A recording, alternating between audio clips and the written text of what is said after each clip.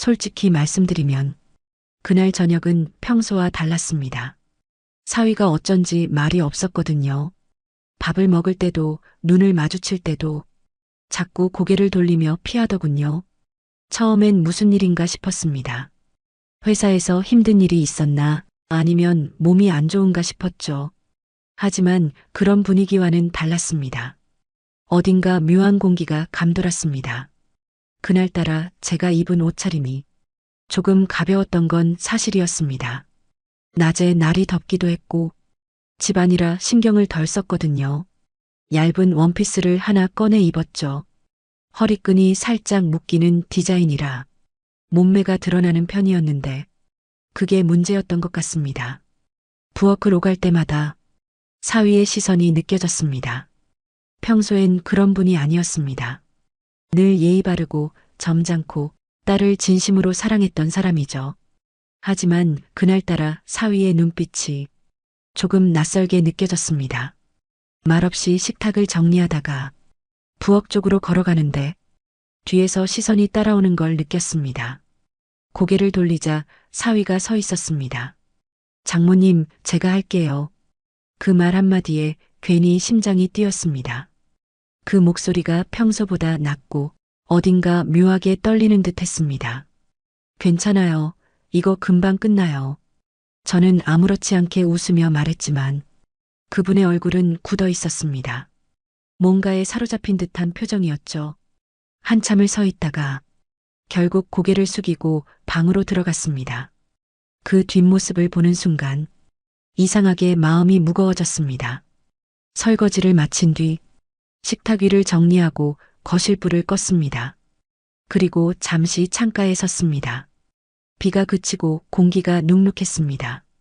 그때 아주 작은 소리가 들렸습니다. 사위 방 쪽에서 들려오는 소리였습니다. 처음엔 문이 덜 닫힌 줄 알았습니다. 하지만 귀를 기울이자 묘한 숨소리가 섞여 있었습니다. 호흡이 일정하지 않았습니다. 저는 손에 쥔 행주를 내려놓았습니다. 무슨 일이지? 그렇게 생각하면서도 이상하게 가슴이 두근거렸습니다. 괜히 발걸음이 그쪽으로 향했습니다. 복도는 어둡고 조용했습니다. 문틈으로 희미한 불빛이 새어나왔습니다. 그냥 내일 이야기하자. 그렇게 생각했지만 발걸음은 멈추질 않았습니다. 내일 입을 셔츠를 다려둔 게 떠올랐습니다. 그걸 방 앞에 두고 오면 되겠다고 생각했죠. 그래서 다림질된 셔츠를 손에 들고 문 앞에 섰습니다. 사위, 잠깐 들어가도 될까요? 대답이 없었습니다. 아마 피곤해서 잠든 줄 알았습니다. 그래서 살짝 문고리를 돌렸습니다. 잠겨 있을 거라 생각했는데 문이 아주 조용히 열렸습니다. 그리고 그 안에서 들려온 소리. 그 순간 손끝이 떨렸습니다. 눈앞의 장면이 머릿속으로 들어왔습니다. 저는 얼어붙은 듯 서 있었습니다. 한참을 아무 말도 못했습니다. 그냥 문고리를 잡은 채 시간이 멈춘 것 같았습니다. 그가 의자에 앉아 있었습니다. 표정이 일그러져 있었고 호흡이 가빠 보였습니다. 저는 본능적으로 시선을 돌렸지만 이미 늦었죠. 그 장면을 본 순간 가슴이 철렁 내려앉았습니다. 입에서 말이 나오지 않았습니다. 손에 들고 있던 셔츠가 떨어졌습니다. 바닥에 툭 하고 부딪히는 소리가 너무 크게 들렸습니다. 장모님? 사위의 목소리가 떨렸습니다. 저는 황급히 고개를 돌렸습니다. 미안해요. 나 그냥 셔츠 두고 가려다가 목소리가 떨렸습니다. 방 안 공기가 뜨겁게 느껴졌습니다. 서둘러 돌아서려는 순간 사위의 시선이 제게 닿았습니다. 그 눈빛에는 놀람과 부끄러움 그리고 설명할 수 없는 감정이 섞여 있었습니다. 저는 그 눈빛을 잊지 못합니다. 괜찮아요. 남자가 그럴 수도 있죠. 그 말이 저도 모르게 흘러나왔습니다. 그 말을 내뱉는 제 자신이 낯설었습니다. 문을 닫고 나와 복도에 서 있자 가슴이 요동쳤습니다. 손끝이 떨리고 숨이 가팠습니다. 내가 방금 뭘 본 거지? 왜 그렇게 말했을까? 답을 찾을 수 없었습니다. 그냥 멍하니 벽에 기대 서 있었습니다. 그날 밤 잠을 이루지 못했습니다. 눈을 감으면 그 장면이 떠올랐습니다. 사위의 얼굴, 그 떨림, 그리고 내가 내뱉은 그 한마디. 괜찮아요. 남자가 그럴 수도 있죠. 도대체 왜 그런 말을 했을까요? 그때부터 모든 게 달라졌습니다. 문이 닫히고 나서도 한동안 저는 움직이지 못했습니다. 심장이 너무 빠르게 뛰어서 숨을 고르기도 힘들었습니다. 방 안 공기의 온도가 아직도 제 옷에 남아있는 듯 했습니다. 손끝이 떨려 셔츠를 제대로 잡을 수도 없었죠. 그저 바닥을 바라보다가 조용히 문을 닫았습니다. 복도를 걸어 나오면서 머릿속이 텅 비었습니다. 이게 대체 뭐였을까? 무슨 짓을 한 걸까? 온몸이 이상하게 달아올랐습니다. 방에 들어와 문을 잠갔습니다. 불을 끄고 침대 끝에 앉았습니다. 아무리 고개를 흔들어도 그 장면이 머릿속을 떠나지 않았습니다. 사위의 얼굴, 그 표정, 그 숨소리까지 모두 생생하게 들려왔습니다. 아니야. 그럴 수 있지. 제가 한 말이 다시 귓가에 맴돌았습니다. 왜 그런 말을 했을까요? 그저 위로하려던 말이었을까요? 아니면 내 안에 다른 감정이 순간적으로 튀어나온 걸까요? 생각이 꼬리에 꼬리를 물었습니다. 밤새 잠을 이루지 못했습니다. 새벽이 오자 눈이 퀭했습니다. 거울을 보니 얼굴이 창백했어요. 그런데도 마음속은 이상하게 평온했습니다. 두려움보다 복잡한 호기심이 조용히 피어오르고 있었거든요. 그 감정이 더 무서웠습니다. 아침이 밝았습니다. 커피 포트를 올리며 괜히 손끝을 의식했습니다. 잠시 후 사위의 방문이 열렸습니다. 그가 조심스럽게 나왔습니다. 눈이 마주쳤죠. 일어나셨어요? 목소리가 낮고 굳었습니다. 응, 일어났어. 입에서는 반말이 나왔습니다.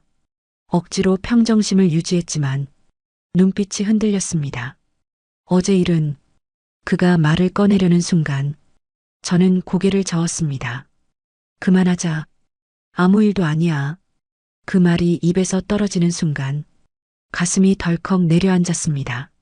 아무 일도 아니라고 했지만 사실 아무 일도 아니지 않았습니다. 그래도 장모님 제가 됐어. 괜찮다니까. 제가 한 발 먼저 끊었습니다. 그는 입술을 깨물고 고개를 숙였습니다. 식탁에 앉아 둘이서 조용히 밥을 먹었습니다. 숟가락 부딪히는 소리만 들렸습니다. 그 짧은 소리조차 너무 크게 느껴졌습니다. 밥맛이 없었습니다. 그는 한 숟가락 뜨다 말고 조용히 물을 마셨습니다. 오늘 회사 늦겠네. 네, 바로 나가려고요. 그는 급히 가방을 들고 현관으로 향했습니다. 사위, 제가 불렀습니다. 그가 멈춰섰습니다. 괜찮지? 네, 괜찮아요. 그래, 너무 생각하지 마. 제가 그렇게 말했지만 제 마음은 전혀 괜찮지 않았습니다. 문이 닫히자 집안이 고요해졌습니다. 커피잔을 들었지만 손이 떨려 쏟을 뻔했습니다. 내가 지금 뭘 본 걸까? 그리고 왜 그렇게 반응했을까? 사람의 마음이란 참 이상했습니다. 혼란스럽지만 이상하게 사위가 불쌍하다는 생각이 들었습니다. 혼자 살아온 세월, 딸을 잃은 상실감, 그 속에서 버티는 남자, 그 외로움이 얼마나 컸을까? 그렇게 생각하니 가슴이 서늘하면서도 아팠습니다. 그날 이후 저는 사위를 다르게 보게 되었습니다. 그게 연민인지 호기심인지 아니면 또 다른 감정인지는 아직 알 수 없었습니다. 하지만 한 가지는 확실했습니다. 그날 밤 이후 우리 사이는 예전으로 돌아갈 수 없다는 것. 그건 분명했습니다. 저는 커피를 내려놓고 창문을 열었습니다. 따뜻한 바람이 스쳤습니다. 그 바람 속에서 사위의 얼굴이 떠올랐습니다. 며칠이 지났습니다. 그 일은 아무 일도 없었던 것처럼 조용히 지나갔습니다. 하지만 제 마음속엔 어디에도 닿지 않는 잔향이 남아 있었습니다. 식탁에서 마주 앉을 때면 괜히 눈을 피했습니다. 사위도 그랬습니다. 서로 아무 말 없이 밥만 먹는 시간이 길어졌습니다. 그런데 이상한 일이었어요. 그 침묵이 불편하지 않았습니다. 오히려 묘하게 안정됐습니다. 조용한 숨소리와 젓가락 부딪히는 소리만으로도 이상하게 마음이 편해졌습니다. 딸이 세상을 떠난 후 이 집은 늘 쓸쓸했습니다. 냉장고 문을 열면 텅 빈 공간이 저를 반겼고 밤이면 불 꺼진 거실이 유난히 넓게 느껴졌습니다. 그 외로움을 이사위도 같이 겪고 있었던 거겠죠. 딸을 잃은 사람과 딸을 보낸 사람, 우리는 같은 상처를 가진 두 사람이었습니다. 그 사실을 깨닫는 순간 제 마음 한구석이 아려왔습니다. 사위가 부엌에서 물을 마시며 창가를 바라보고 있을 때면 그 뒷모습이 왠지 안쓰러워 보였습니다. 밥은 제대로 먹고 다니지? 네, 요즘은 좀 챙겨요. 그래, 그러자. 사람은 먹는 게 힘이지. 그렇게 말을 건네는 게 습관처럼 되어버렸습니다. 어느 날은 늦은 밤까지 그가 퇴근하지 않았습니다. 시계를 보니 10시가 넘었죠. 오늘도 야근인가. 괜히 밥상을 덮으며 한숨이 나왔습니다. 잠시 후 초인종이 울렸습니다. 문을 여니 사위가 들어섰습니다. 피곤한 얼굴이었어요. 오늘 늦었네. 예, 회의가 좀 길었어요. 그의 목소리에 기운이 없었습니다. 씻고 나와. 밥 덮여줄게. 저도 모르게 그렇게 말했습니다. 그가 미안한 표정으로 고개를 숙였습니다. 그날 밤 저희 둘은 아무 말 없이 늦은 저녁을 함께 먹었습니다. 그가 밥을 씹는 소리만 들렸습니다. 이상하게 그 소리가 마음 한켠을 편하게 만들었습니다. 식사를 마치고 그가 고맙다고 했습니다. 장모님, 정말 감사해요. 됐어. 말은 무슨. 내가 고맙지. 이렇게 와줘서. 그 말에 사위가 잠시 멈춰 저를 봤습니다. 그 눈빛이 그날 밤처럼 이상하게 깊었습니다. 저는 그 시선을 피했습니다. 이제 들어가서 쉬어. 네, 장모님도요. 그가 문을 닫고 들어간 뒤 거실에 혼자 앉았습니다.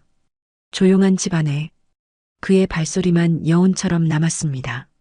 그날 이후로 저는 사위를 조금 다르게 보게 되었습니다. 그의 말투, 손짓, 그리고 눈빛 하나하나가 묘하게 제 마음을 건드렸습니다. 아니, 정확히 말하자면 그전에도 알고 있었을지 모릅니다. 하지만 인정하고 싶지 않았겠죠. 그가 딸의 남편이라는 사실이 그 감정을 허락하지 않았습니다. 그래서 계속 외면했을 겁니다. 그런데 이제는 그 외면조차 쉽지 않았습니다. 퇴근 후 거실에 앉아 책을 읽는 그의 옆모습이 어쩐지 편안해 보이면서도 이상하게 눈이 갔습니다. 그가 웃을 때면 딸의 미소가 겹쳐 보였습니다. 그 순간마다 가슴이 서늘해졌습니다. 그런데도 그 미소가 좋았습니다. 사위, 네. 일 그만하고 좀 쉬어. 예, 곧 들어갈게요. 그래, 너무 무리하지 마라. 그렇게 대화를 나누며 이상한 평화를 느꼈습니다. 하지만 그 평화가 언제 깨질지 몰라 두려웠습니다. 밤에 불을 끄고 누우면 문득 그날의 장면이 떠올랐습니다. 문이 열리던 순간 그의 놀란 얼굴, 그리고 제가 했던 그 말, 그 기억이 지워지지 않았습니다. 잊으려 할수록 더 또렷하게 떠올랐습니다. 그건 단순한 충격이 아니었습니다. 어쩌면 그때부터였을지도 모릅니다. 제가 사위를 남자로 보기 시작한 게 그날 이후로 모든 게 조금씩 달라졌습니다. 겉으로는 평범했지만 사이의 공기가 바뀌었습니다. 사위는 여전히 공손했습니다. 식탁에 앉을 때마다 먼저 제자리를 내주고 장모님 반찬 더 드릴까요? 늘 그랬던 것처럼 물었습니다. 하지만 그 눈빛이 달랐습니다. 예전엔 담백하던 시선이 이제는 묘하게 머뭇거렸습니다. 그리고 그 시선을 느낄 때마다 제 마음이 이상하게 흔들렸습니다. 저는 그런 제 자신이 싫었습니다. 한 번은 일부러 눈을 마주치지 않았습니다. 그런데도 그가 웃으면 저도 모르게 따라 웃고 있었습니다. 그게 더 무서웠습니다. 밤에 혼자 있을 때면 그의 얼굴이 떠올랐습니다. 그 웃음과 눈빛이 머릿속을 맴돌았죠. 이건 아니야. 스스로를 다그쳤지만 생각은 멈추지 않았습니다. 어느 날 저녁이었습니다. 비가 내리던 날 사위가 퇴근이 늦어졌습니다. 문득 젖은 옷으로 들어올까봐 수건을 꺼내 현관 앞에 두었습니다. 조금 뒤 현관문이 열렸습니다. 그가 젖은 셔츠 차림으로 들어왔습니다. 머리카락이 물에 젖어 얼굴 옆으로 흘러내렸습니다. 비 많이 맞았네. 네, 갑자기 쏟아져서요. 저는 수건을 건넸습니다. 이거 좀 써. 감기 걸리겠다. 괜찮아요. 금방 말릴게요. 괜찮긴 뭐가 괜찮아. 얼른 닦아. 저도 모르게 반말이 나왔습니다. 그가 멈칫하더니 고개를 숙이고 웃었습니다. 그 웃음이 참 이상했습니다. 어디선가 본 듯한 미소였죠. 딸이 살아있을 때 그녀가 짓던 표정과 닮아 있었습니다. 순간 가슴이 조여왔습니다. 그의 얼굴에서 딸이 보였고 그 기억이 너무 선명했습니다. 딸이 생각나서 그래요. 제가 그렇게 말하자 그가 잠시 제 얼굴을 보았습니다. 저도 가끔 생각나요. 그 말에 눈시울이 뜨거워졌습니다. 그래. 이제 조금씩 잊어야지. 그게 잘 안 되네요. 그의 목소리가 떨렸습니다. 그날 밤 저는 쉽게 잠들지 못했습니다. 창밖에서 빗소리가 들렸습니다. 그 소리가 오히려 마음을 어지럽혔습니다. 눈을 감으면 그가 수건으로 머리를 닦던 모습이 떠올랐습니다. 그 단순한 동작 하나가 왜 그렇게 오래 남았는지 모르겠습니다. 딸의 남편이자 이제는 혼자 남은 사위, 그를 보며 느낀 감정이 점점 복잡해졌습니다. 며칠 뒤 사위가 주말에 같이 식사하자고 했습니다. 요즘 일도 많고 고생 많으시죠? 나야 뭐 그냥 그렇게 사는 거지. 그래도 잘 챙겨 드세요. 식탁 위에는 그가 직접 사온 반찬이 놓여 있었습니다. 이거 장모님 좋아하시잖아요. 아이고, 이걸 다 샀어? 생각나서요. 그 말 한마디에 가슴이 울렸습니다. 그날은 이상하게 따뜻했습니다. 식탁 위의 불빛, 조용한 대화, 그 웃음소리 하나까지 모두 평화로워 보였습니다. 그런데 그 평화가 더 이상 평화로 느껴지지 않았습니다. 그가 젓가락을 내려놓을 때마다 제 심장이 따라 움직였습니다. 한번 마주친 눈빛이 너무 오래 머물렀습니다. 식사 후 그는 설거지를 도왔습니다. 사위, 그냥 둬. 내가 하지. 괜찮아요. 같이 해요. 됐다고, 너 피곤하잖아. 괜찮다니까요. 그가 웃으며 고무장갑을 꼈습니다. 그 순간 저는 그의 손등에 닿은 물방울을 봤습니다. 빛에 반짝이는 그 물방울이 이상하게 눈에 밟혔습니다. 그때 깨달았습니다.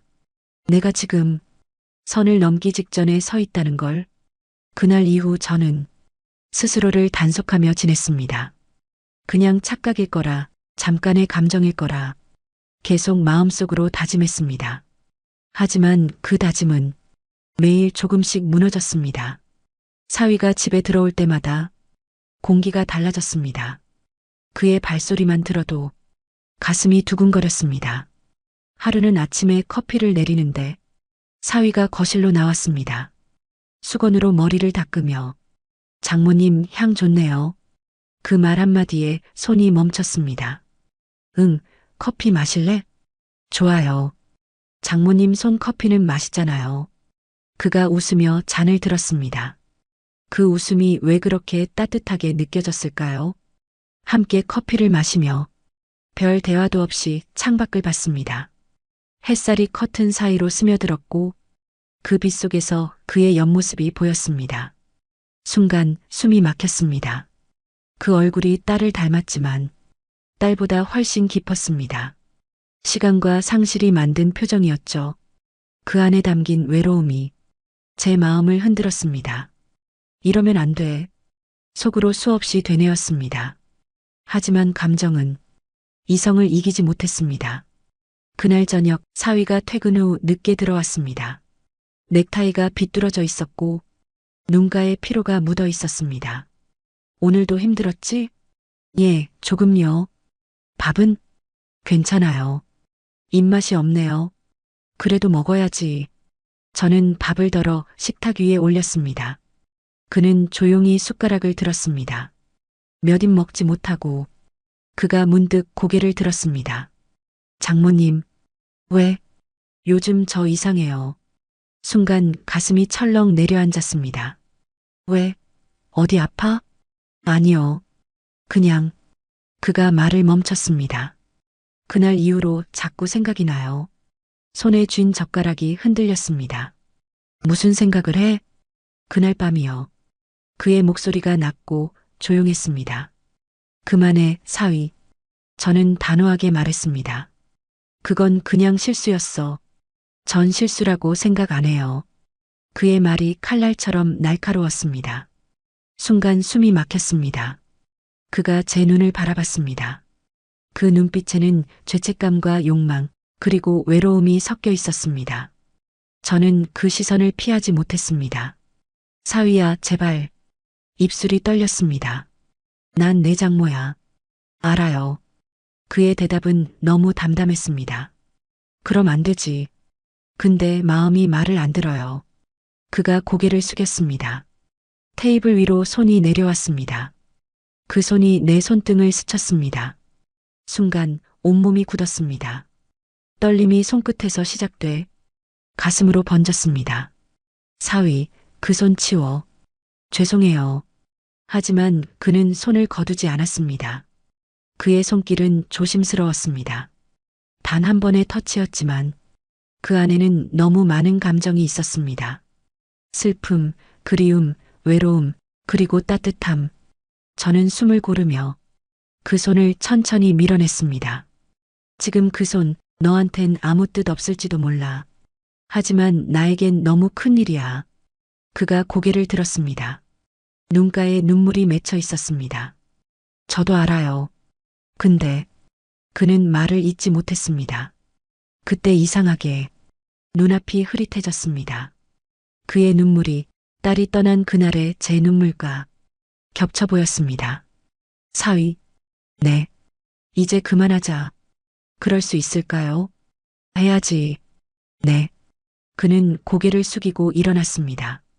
발소리가 멀어질수록 가슴이 서늘해졌습니다. 그날 밤 방에 불을 끄고 누웠습니다. 그런데 눈을 감아도 그의 목소리가 계속 들렸습니다. 그날 이후로 자꾸 생각이 나요. 그 한 문장이 밤새 제 귓가에 맴돌았습니다. 그리고 그날 이후 저는 완전히 달라졌습니다. 그날 이후 며칠은 서로 조심스러웠습니다. 그 사건이 없었던 것처럼 형식적인 인사만 오갔습니다. 하지만 그 조심스러움 속에 더 짙은 긴장이 숨어 있었습니다. 아침마다 마주칠 때면 괜히 눈을 피했습니다. 사위도 일부러 바쁘게 움직였습니다. 커피를 내리던 손끝이 떨렸습니다. 공기 자체가 달라져 있었습니다. 어느 날은 출근길에 그가 제게 인사를 하다 잠깐 눈을 마주쳤습니다. 그 짧은 순간에도 시간이 멈춘 것 같았습니다. 그 눈빛이 너무 익숙했습니다. 저는 애써 모른 척했습니다. 그게 최선이라 생각했습니다. 하지만 마음이 말을 듣지 않았습니다. 그날 밤 혼자 앉아 그를 떠올리고 있었습니다. 그가 고개를 숙이며 했던 말, 그 손끝의 온기, 그 떨림이 자꾸 떠올랐습니다. 이건 죄야. 멈춰야 해. 스스로 수없이 되뇌었습니다. 그런데 이상하게 그 금기가 점점 희미해졌습니다. 마음속 어딘가가 이미 그를 받아들이고 있었습니다. 그걸 인정하기 싫었을 뿐이죠. 그날은 유난히 더운 날이었습니다. 창문을 열어두었는데 바람 한 점 없었습니다.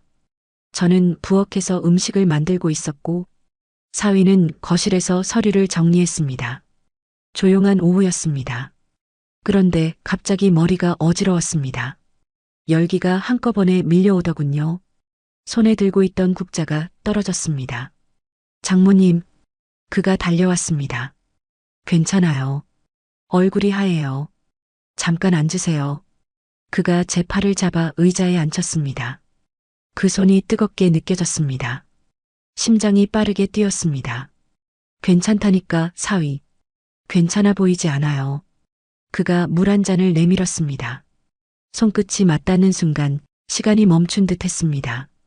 그는 잠시 제 얼굴을 바라보다가 조용히 물었습니다. 왜 자꾸 이렇게 돼요, 우리? 그 질문에 숨이 멎었습니다. 그게 무슨 말이야? 장모님도 느끼시잖아요. 사위야, 그만하라니까. 저만 그런 거 아니죠? 그의 목소리가 떨렸습니다. 이건 우리가 할 말이 아니야. 근데 이미 이렇게 됐잖아요. 그가 제 손을 다시 잡았습니다. 이번엔 피하지 못했습니다. 그의 손이 제 손등을 감쌌습니다. 사위, 안 돼. 장모님. 그가 제 이름을 부르듯 말했습니다. 그 한마디에 온몸이 굳었습니다. 그의 눈빛이 깊고 진했습니다. 순간 그가 가까이 다가왔습니다. 숨이 섞이는 거리였습니다. 저는 몸을 돌리려 했지만 그 손이 제 어깨를 붙잡았습니다. 하지 마. 죄송해요. 그의 숨이 제 귀를 스쳤습니다. 한순간이었습니다. 그의 이마가 제 어깨에 닿았고 둘 다 아무 말이 없었습니다. 그저 조용히 긴 시간 멈춰 선 것 같았습니다. 그때 저는 깨달았습니다. 이건 단순한 욕망이 아니라는 걸.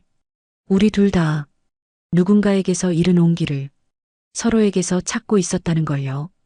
한참을 그렇게 서 있었습니다. 그가 천천히 몸을 떼며 말했습니다. 죄송해요. 그럴 생각은 없었는데. 알아. 나도 그래. 근데 왜 이렇게 되는 걸까요?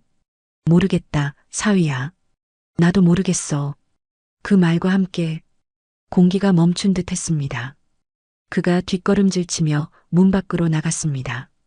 문이 닫히는 소리가 가슴을 찢는 듯 울렸습니다. 그날 밤 저는 한참 동안 울었습니다. 그가 불쑥 떠오르는 얼굴 때문에, 그 따뜻한 손길 때문에 그리움과 죄책감이 뒤섞여 도무지 잠을 이룰 수 없었습니다. 그날 이후 저는 하루하루를 버티듯 지냈습니다. 겉으론 아무렇지 않은 척했지만 내면은 이미 흔들리고 있었습니다. 사위와의 대화는 짧아졌습니다. 눈을 마주치면 둘 다 고개를 돌렸습니다. 그럴수록 마음이 더 복잡해졌습니다. 집안에 흐르는 공기가 이전과는 달랐습니다. 조용했지만 불안했습니다. 서로 말없이 숨을 죽이는 나날이 이어졌습니다. 그러던 어느 날 딸의 제사 날이었습니다. 그날만큼은 서로 말을 아꼈습니다. 밥상을 차리며 저는 괜히 손이 떨렸습니다. 사진 속 딸을 바라보며 눈시울이 뜨거워졌습니다. 그때 사위가 조용히 다가와 향을 다시 피워 올렸습니다. 그의 손끝이 미세하게 떨렸습니다. 사위, 고마워. 제가 해야죠. 그의 목소리가 낮고 깊었습니다. 순간 제 눈에서 눈물이 흘렀습니다. 그는 수건을 가져와 제 눈가를 닦아줬습니다. 이러지 마요. 미안해. 그냥 그립네. 그의 손이 잠시 머뭇거렸습니다. 그리고 천천히 내려왔습니다. 그 손길 하나에 가슴이 무너지는 듯 했습니다. 그 따뜻함이 너무 오래 기다린 온기 같았습니다. 저는 그 손을 잡지도 뿌리치지도 못했습니다. 잠시 후 그가 한 걸음 더 다가왔습니다. 이러면 안 되는데요. 그래, 안 돼. 근데 멈추기가 힘들어요. 그 말과 함께 시간이 멈춘 듯 했습니다. 그의 숨결이 가까워졌고 공기가 달라졌습니다. 세상의 모든 소리가 사라진 듯 했습니다. 순간 제 안에서 무언가가 무너졌습니다. 딸의 이름이 떠올랐지만 이상하게 눈물이 나지 않았습니다. 오히려 마음이 고요했습니다. 사위야. 네. 이러면 안 되는데. 알아요. 근데 그냥 그가 말을 잇지 못했습니다. 그 다음 순간 그가 제 손을 잡았습니다. 그리고 천천히 끌어안았습니다. 그 품이 따뜻했습니다. 한동안 아무 말도 없었습니다. 시간이 얼마나 흘렀는지 모릅니다. 둘 다 아무 소리도 내지 않았습니다. 그저 서로의 숨소리만 들렸습니다. 죄책감보다 이상하게 안도감이 먼저 찾아왔습니다. 그 품 안에서 그동안 잊고 지냈던 감정이 되살아났습니다. 누군가의 체온, 누군가의 위로, 그게 얼마나 그리웠던가요? 그 순간만큼은 모든 걸 내려놓고 싶었습니다. 세상도 상식도 딸의 기억까지도 그저 살아있다는 느낌만 남았습니다. 하지만 그 평온은 오래가지 않았습니다. 그가 천천히 제 어깨에서 몸을 떼며 조용히 말했습니다. 우린 이제 어떻게 해야 할까요? 그 질문이 칼처럼 마음을 베었습니다. 모르겠다, 사위야. 장모님 이제 그만. 제가 조용히 그의 말을 막았습니다. 그는 눈을 감고 고개를 숙였습니다. 그 표정에 슬픔이 가득했습니다. 그리고 조용히 한마디 했습니다. 이제는 돌아갈 수 없죠. 저는 아무 말도 하지 못했습니다. 대답 대신 눈을 감았습니다. 그날 밤 창밖엔 비가 내렸습니다. 그 소리가 유난히 아프게 들렸습니다. 그날 이후로 사위와 저는 아무 말도 하지 않았습니다. 하루가 길고 조용했습니다. 같은 집안에 있지만 서로 다른 세상에 사는 사람 같았습니다. 밥상에 마주 앉아도 눈이 마주치지 않았습니다. 그 침묵이 처음엔 괴로웠지만 어느새 익숙해졌습니다. 시간이 멈춘 듯 했습니다. 하지만 마음은 계속 흔들렸습니다. 무언가를 정리해야 한다는 걸 알았습니다. 이대로는 안 되겠다는 걸요. 며칠 뒤 저는 사위에게 말했습니다. 우리 잠깐 이야기 좀 하자. 그는 조용히 고개를 끄덕였습니다. 식탁에 마주 앉은 순간 공기가 무겁게 가라앉았습니다. 사위야. 네. 우린 이제 그날 얘기 그만하자. 저도 그러고 싶어요. 그래. 그래야 서로 살 수 있어. 그는 아무 말도 하지 않았습니다. 그저 눈을 내리깔고 있었습니다. 저는 그 눈빛을 보며 가슴이 아렸습니다. 너한테 미안하다. 왜요? 장모님이 왜요? 그날 내가 좀 더 냉정했어야 했는데. 그건 저예요. 다 제 탓이에요. 한참을 말없이 앉아 있었습니다. 밖에서는 바람이 불고 창문이 살짝 흔들렸습니다. 그 소리조차 조용히 들렸습니다. 사위야. 네. 이제 이 집을 나가야겠다. 그가 놀란 눈으로 저를 봤습니다. 왜요? 이대로는 안 될 것 같아서 그래. 그는 잠시 말을 잃었습니다. 제가 나갈게요. 아니야. 여긴 내 집이야. 그래도 됐어. 내가 정했어. 그 말이 끝나자 집안이 더 조용해졌습니다. 그는 고개를 숙인 채 아무 말도 하지 않았습니다. 그 침묵 속에서 우리의 마지막이 느껴졌습니다. 그날 밤 저는 짐을 쌌습니다. 사진 몇 장, 옷 몇 벌, 그리고 딸의 유품 몇 가지. 그게 전부였습니다. 방 안을 한 바퀴 둘러봤습니다. 딸의 웃음이 들리는 듯 했습니다. 사위의 목소리도 떠올랐습니다. 모든 게 한순간 꿈처럼 느껴졌습니다. 다음 날 새벽 그는 마당에 나와 있었습니다. 제가 나오는 걸 보고 조용히 다가왔습니다. 장모님, 말하지 마. 그냥 보내줘. 다시는 못 볼까 봐요. 볼 수 있을지도 모르지. 다만 예전 같지는 않겠지. 그가 눈시울을 붉혔습니다. 행복하세요. 그 말이 유난히 아프게 들렸습니다. 저는 미소를 지으며 말했습니다. 너도 사위야. 너도 꼭 행복해야 해. 그는 끝내 울음을 참지 못했습니다. 그 울음소리가 새벽 공기 속에 묻혀 울려 퍼졌습니다. 저는 고개를 돌려 걸었습니다. 한 발짝, 또 한 발짝. 그 발소리가 이상하게 가벼웠습니다. 그날 이후 우리는 한 번도 연락하지 않았습니다. 전화번호는 그대로였지만 서로 알면서도 걸지 않았습니다. 시간이 흘러 머리칼에 흰빛이 섞일 즈음 가끔 창밖을 보며 생각합니다. 그때 그 사람이 지금도 잘 살고 있을까 하고요. 아마 잘 지내고 있겠죠. 그럴 거라 믿고 싶습니다. 사람의 마음이란 참 이상합니다. 금지된 감정이었지만 그 안에는 분명 따뜻함이 있었습니다. 그건 사랑이라 부를 수 없지만 분명 사랑이 남은 자리였습니다. 그렇게 오늘도 저는 그날의 기억을 품고 살아갑니다.